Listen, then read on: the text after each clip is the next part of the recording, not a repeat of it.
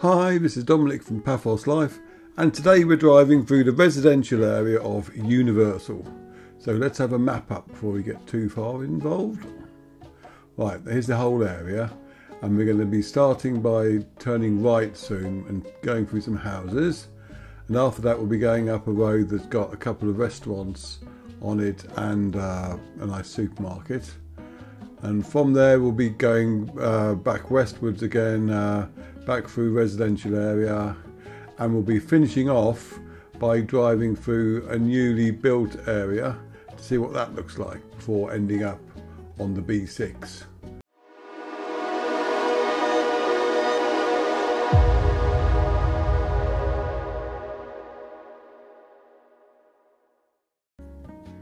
Now, because it's a residential area, there aren't many, if you like, interesting landmarks that I can point out to you.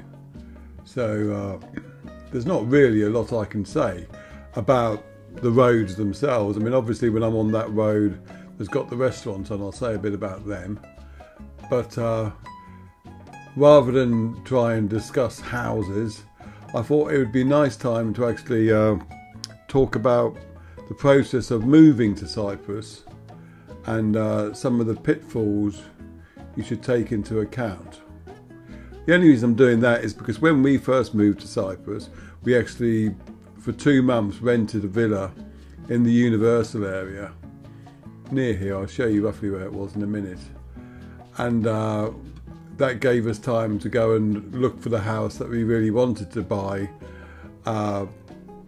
and become our proper home, without just buying the first place we saw and jumping into it.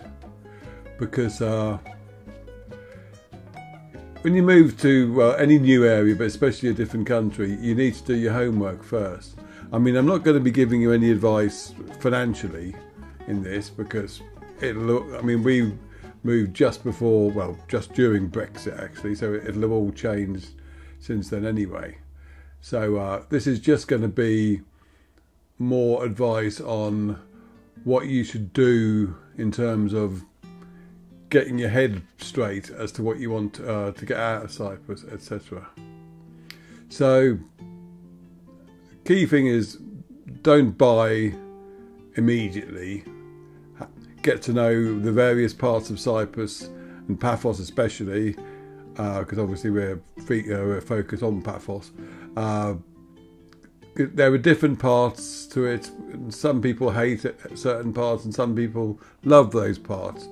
It all depends what you like. I mean, do you want to have a place that's lots of other British people there, or do you want to be like the only British person in the village?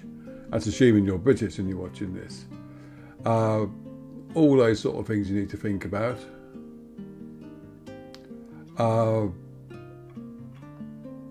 And other things, what's your opinion on dogs barking?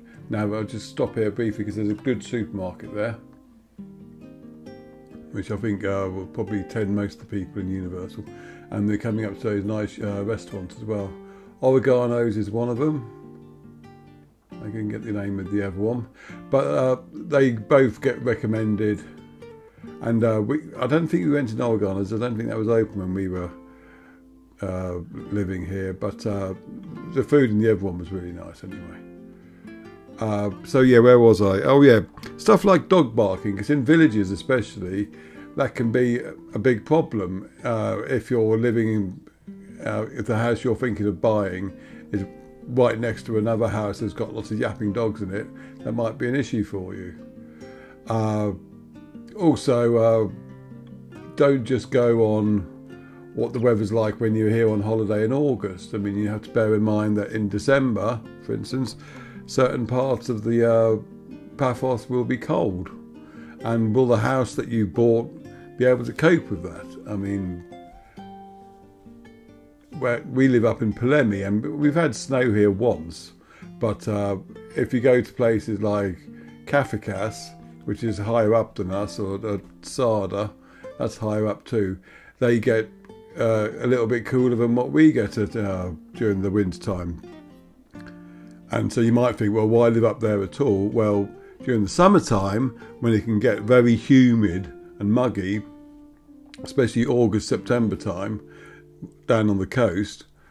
In Polemi, etc., you're above all that, and it's a lot more pleasant.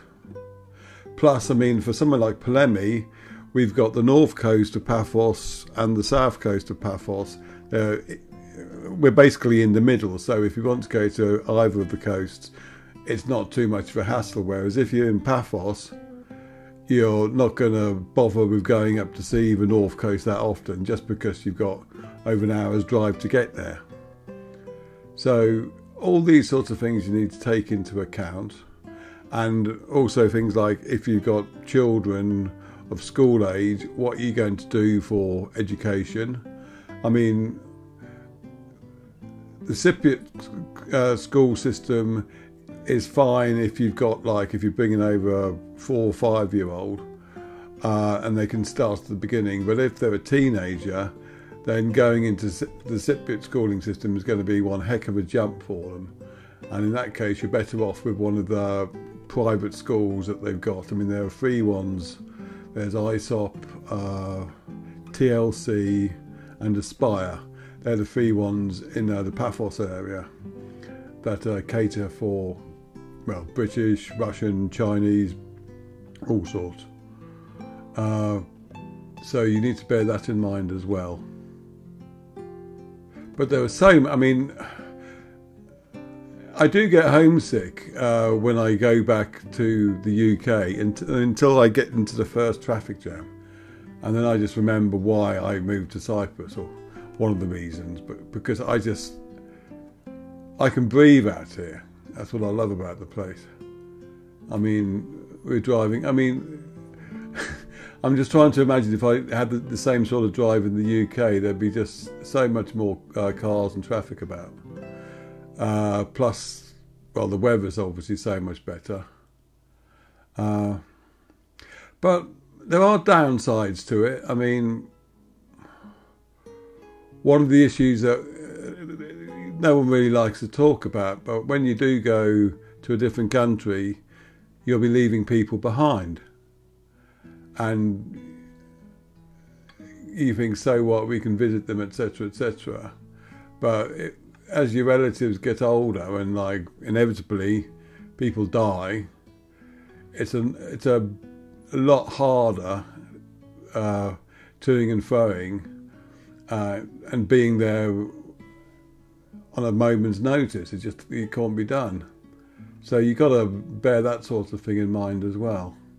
But there are difficult aspects to moving. But that's part of life. I mean, you can move somewhere like from one side of the UK to another and experience that as well. But all I'm trying to say is that before you do take the plunge, you need to think about it long and hard, and don't just think, oh, I've come here on holiday and it was great, I'd love to live here, because there's a lot more to it than that. There are downsides. I mean, people talk about how animals are treated. Some people moan about rubbish because different attitudes to how it's dumped, etc.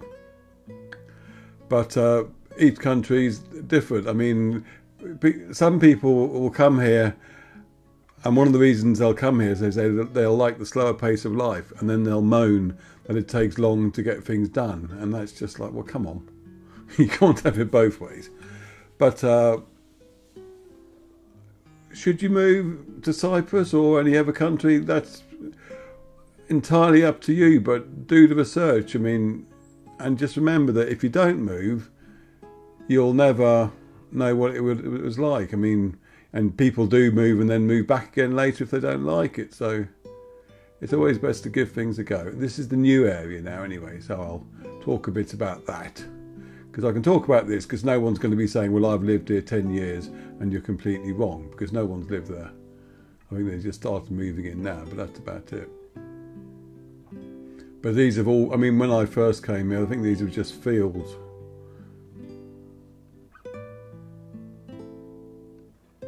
They look very nice, I have to say. And they're still building more. And beyond all those villas, you'll have apartments, really, you can't call them villas. there were some interesting cliffs, and I did a series of articles on those a couple of years ago, because they got a few little caves in them and a few old farm buildings, I seem to recall. So anyway, there are a few thoughts about moving to Cyprus. The key thing, takeaway I want you to have was don't just move here and buy a place. Rent first. Whether you rent for 2 months, 3 months or a year. But before you up sticks completely, make sure that you know what you're getting.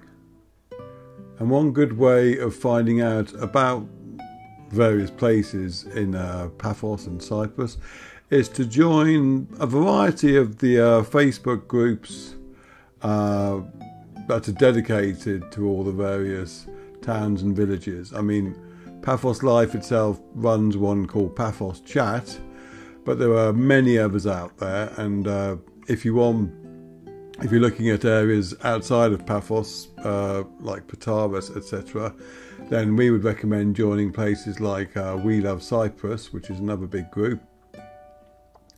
I can recommend them because we get on well with them. But bizarrely enough, I think one of the admin actually lived where I lived back in a little town in the UK. We've got nothing in common other than that, but it's just one of those weird coincidences. Anyway, so we'd recommend them. I'm not going to give you a list of other groups because I'll probably forget some and then I'll offend other people because I've forgotten them, etc. But I'm just saying, go and have a look around because there's loads of them up there. And they're probably Instagram stuff or Reddit, but I don't use them. Good luck if you do, though. Anyway, I hope that's been of some help and hasn't scared you off, because we love it. I mean, we definitely don't regret moving here at all. And we'll see you in the next film, where we'll be taking you somewhere else. Cheers.